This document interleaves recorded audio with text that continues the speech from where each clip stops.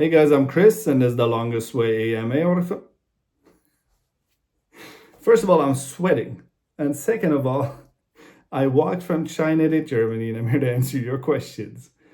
Our eighth question is by Ryan Paquette on Facebook. And Ryan has something very nice to say. Ryan says, "Thank you for the excellent vodka reviews and recommendations way back when." Thanks, Ryan. I'm very happy that you and maybe some others enjoy my little vodka blog. I do have a vodka blog. It's called, no, not The Longest Way. That's the walking thing. It's called slowerpulse.com.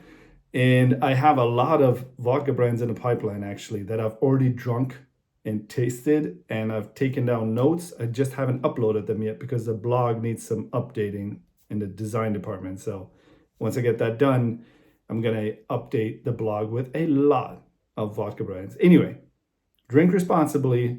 And here is Ryan's question. Can you recommend a good pair of shoes or hikers for long distance cart walking? No, I can't. I even think it's irresponsible to pretend that I can recommend a shoe for you, for anybody. I can say what I like for a shoe, but that doesn't mean that it's the right shoe for you because everybody has different feet. Everybody has different needs in terms of ankle support, for example. Everybody wants to do different things. Different terrain needs different shoes. Different weather needs different shoes. So I can't really say much. In your case, if it's going to be long distance cart walking, at least that narrows it down to you're going to be on asphalt a lot of the time because you're pulling a trailer like I did with a caboose. But anyway, I wouldn't feel comfortable telling you buy that shoe. What I can do, however, is I can tell you what I think you should do to go and buy a shoe. The first thing is, before you do anything, you should go and see an orthopedist, a bone doctor. You should go there, tell them what you want to do, have them look at your feet, your legs, your whole movement apparatus, because everybody has non-standard feet. You might have feet that are too arched. You might have feet that are too flat. You might need extra support somewhere.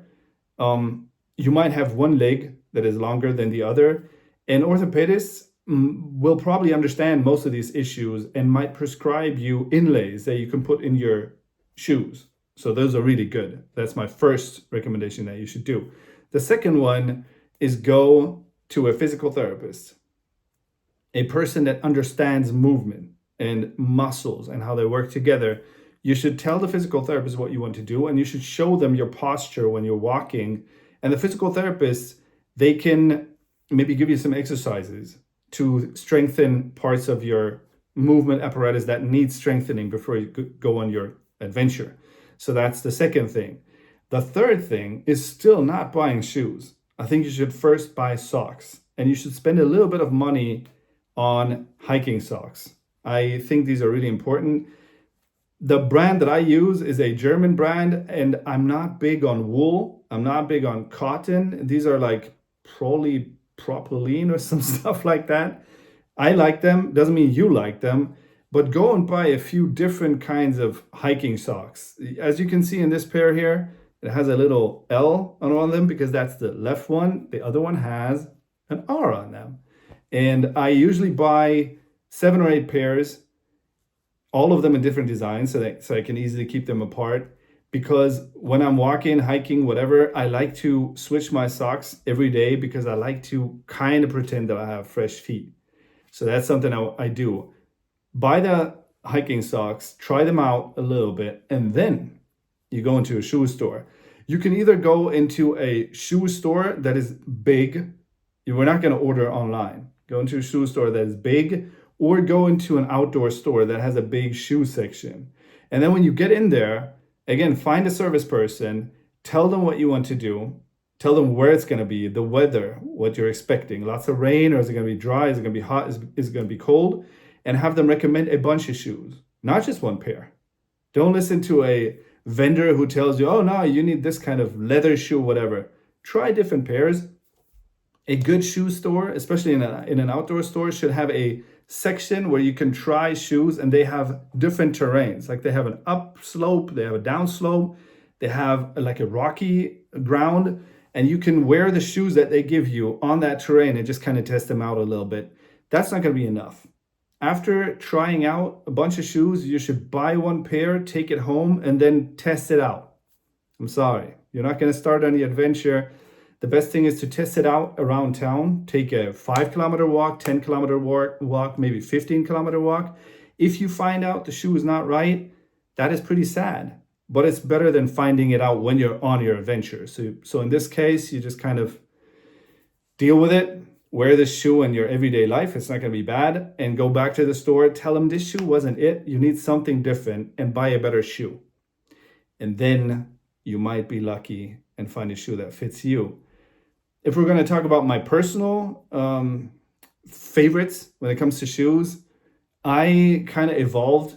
When I started out on my walk from China to Germany in 2007, I was still under the impression that there was going to be a lot of climbing involved. So I went to an outdoor store and I bought a huge pair of full leather hiking boots, like tall ones, heavy.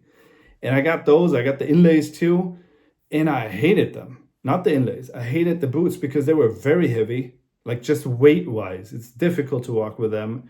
They kept giving me blisters. I thought I would get used to them, but no. Blisters all the way, and they dried really slowly. So for me, not a good fit. I did a little bit of like climbing on all fours in the beginning of the walk, but especially after I had the caboose, as you said, long distance cart walking, you're not going to need heavy hiking boots with ankle support because you will be on asphalt most of the time anyway. So I switched to low cut hiking shoes, also full leather later, hated them too. Then I tried sandals. There are some outdoor walking people that use sandals and they like them. I'm very jealous of them because I could never do it because I kept getting little rocks in the sandals. So that wasn't good.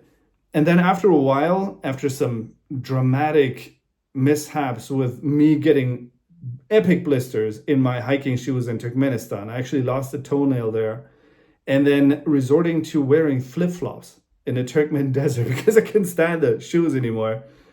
After all of that, finally, at some point, I tried, what are they called? Trail runners.